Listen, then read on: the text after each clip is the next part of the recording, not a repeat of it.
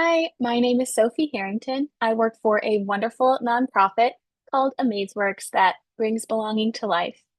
One of the ways we do that is by using storytelling and picture books to spark meaningful conversations with kids about our identities and differences.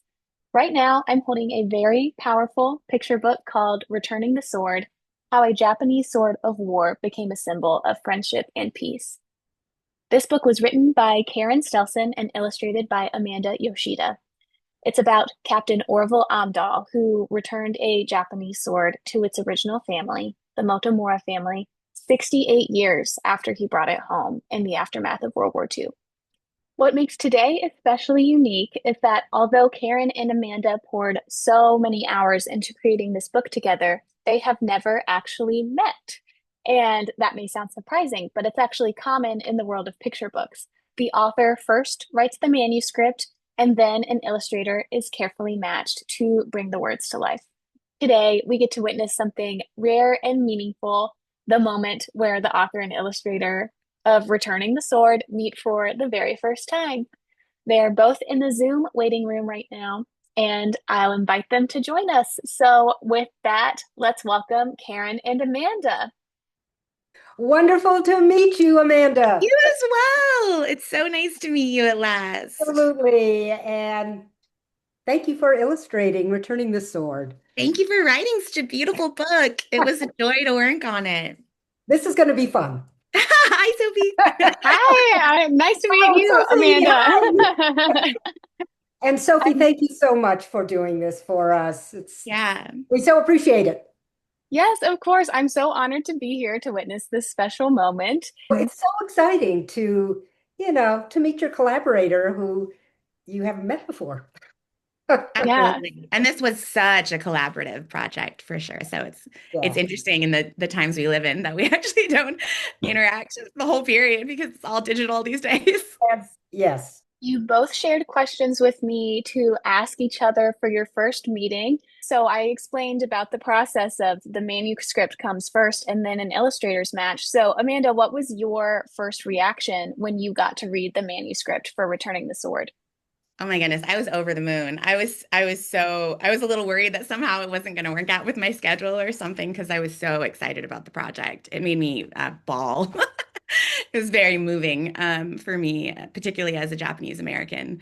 Yeah, and my son is 9, but he found out about World War II on his own when he was, I think, 6. So he's been obsessed with all things World War II related since then. And he introduced me to this genre prior to getting this offer of World War II nonfiction picture books that are so moving and healing. So I was really hoping that someone would offer me one of them to work on. So I was very, very happy for the opportunity.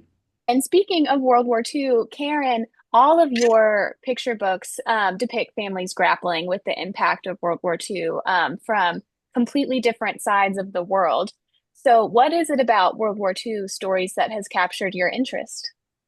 It really started with my dad, who was in the infantry in World War II, and it was at his funeral. And my dad had full military honors at Arlington Cemetery. And I sat there, not only in my grief, but thinking, what happened? What happened to my dad that the military is giving him all these military honors?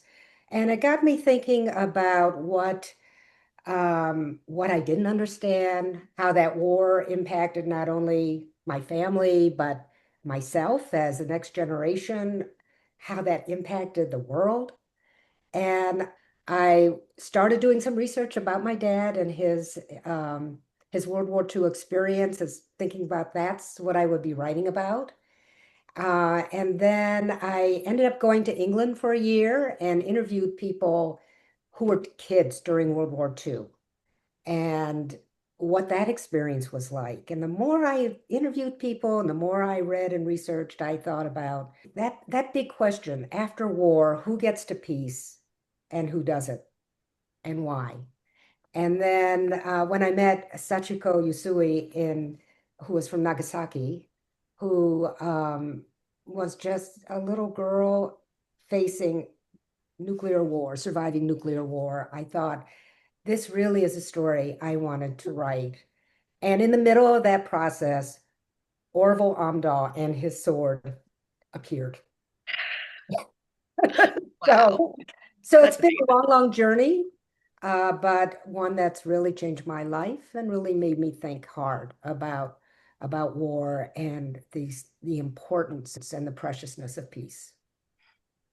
Yeah, and it's interesting that Orville Amdahl was a product of research for your other books. And so another question that Amanda had for you was, what surprising discoveries did you uncover in your research for Returning the Sword?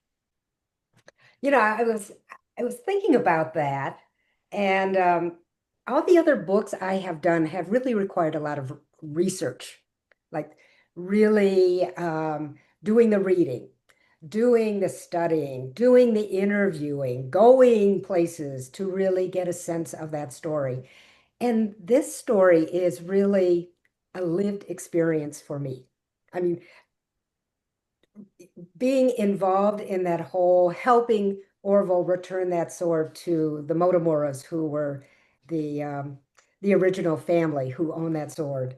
I My research was living those moments. I think the biggest surprise was really finding out more about that sword and how important swords are in the Japanese culture, not only as a weapon, but the way it is made, the spiritual aspect of it, the cultural aspect of the way those swords, the samurai swords are made. I really became so much more aware of the importance of returning that sword and what it might mean to that family in Nagasaki. We also had sword surgery. I don't, Amanda, you don't know about this sword, but we had to find out more about that sword to see if it was really, was it an heirloom or was it, how old was this sword and what impact that would make on the story? And we actually reached out to a Japanese sword specialist, and he was able to pull it apart. And on the blade, in Japanese, was written when that sword was made. It was not an heirloom. It was December 1941, Pearl Harbor.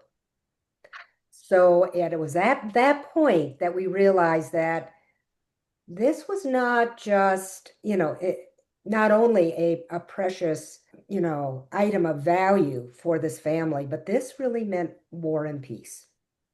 This is what we really were coming together for.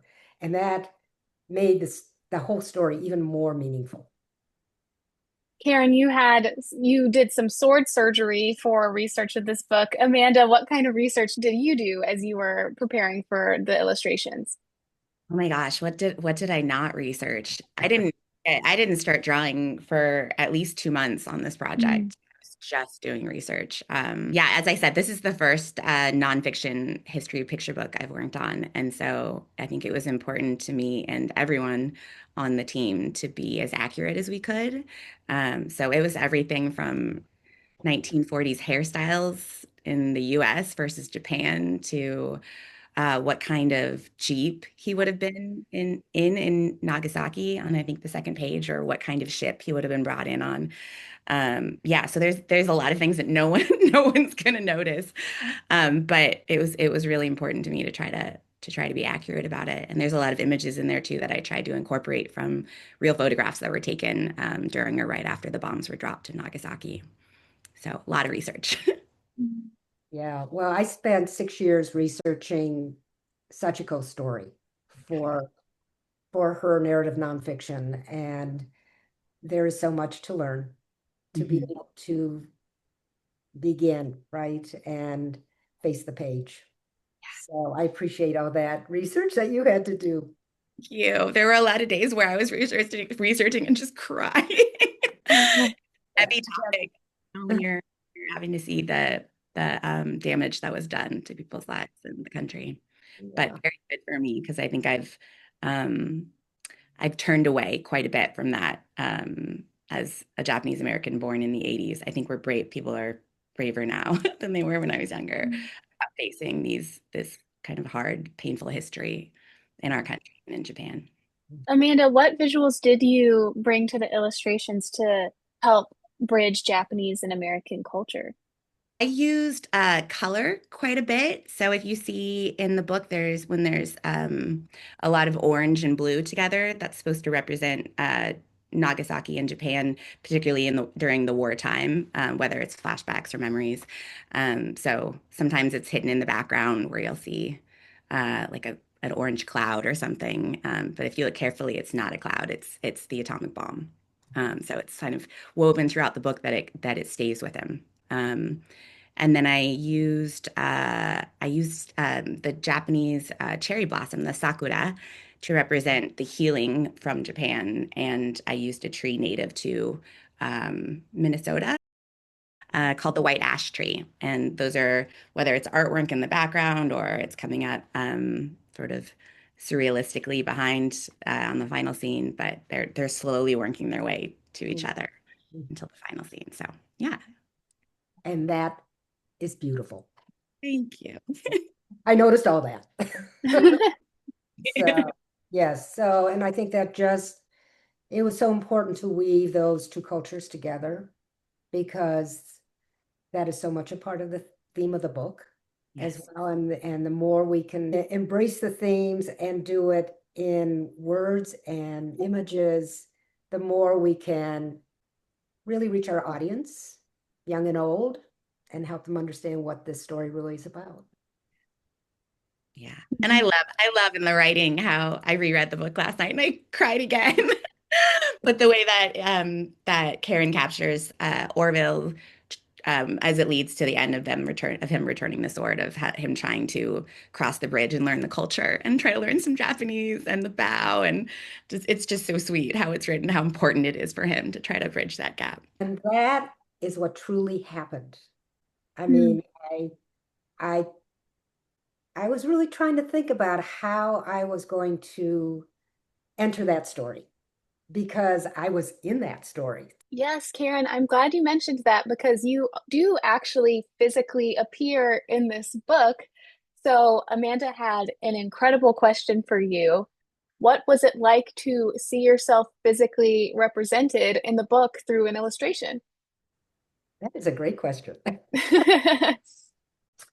You know, and Amanda, you must feel this way too when you're writing or when you're illustrating that you are in that story, however you are entering the page.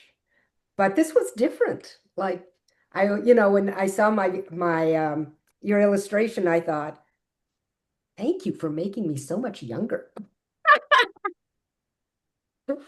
But I also felt that that moment where the researcher, just who was me, is at the door and Orville's opening up the door. Amanda, you captured that moment of, you're anticipating how things may go. And this was going to be another interview I was going to do. I had no idea what lay ahead. So there is that crossing over a threshold, thinking that it's going to go in one direction, and it goes an entirely different direction that brings you into another story, and you feel the weight of that story when Orville shows me that sword. There is that moment when you know that you are stepping into a really important story, and you have to say yes. You just have to say yes. And when you have that hunch that it's going to be something, it's going to lead somewhere really important for a message for all of us, you're so glad you say yes. So I think you captured that. And you certainly helped me think back to that moment. Wonderful. So, Amanda, now that Returning the Sword is published, what themes of the story stick with you the most? I would say that there's no time limit on forgiveness or righting a wrong or redemption, that it's never too late. Um, and that there's such incredible healing that can come from that. And yeah, I think that applies to everything in life. And I think it's a really important time for us to be reminding people of how important it is to bridge the distance between other people and forgive ourselves and others. That's beautiful. That's really beautiful. I think Orville taught me, and also Sachiko and others, as I've done my research in World War II, I think that when you can heal yourself, you can help heal the world. And if you can help heal the world, you can help heal yourself. I think so much of that was about Orville's story and about, as you said, forgiveness, about peace, reconciliation, and reaching across all the boundaries to friendship. I just want to say, Amanda, it's so great to meet you. So great to hear how this story touched you. And that's what we hope, right? That we tell a story and the power of story lingers in our hearts and shapes what we do next as individuals. We hope that as we both go out into the world to share this story, that the ripple effect will be there for others. Absolutely. And I just want to say thank you so much for writing such a beautiful story. It has been such an honor to bring the visual element to it. And I know as we speak, the Motomuras and Fumiko Yamaguchi, who was so much part of this story too, my friend, um, will be receiving this book soon.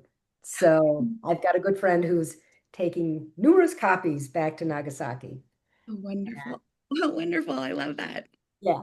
That's And incredible.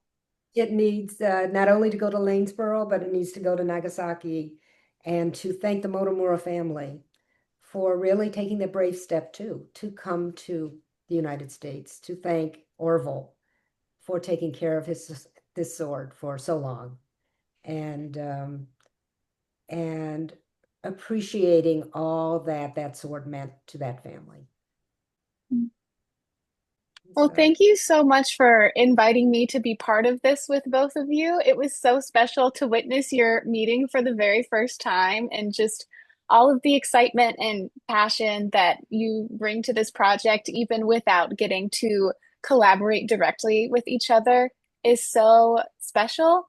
And I'm very excited for everyone else to get to experience this book. It's just so powerful, the story that you created together. thank you. Sophie, thank you so much for taking time to bringing us together. And we couldn't have done it without you. Absolutely. Thanks, Thank Caren. you.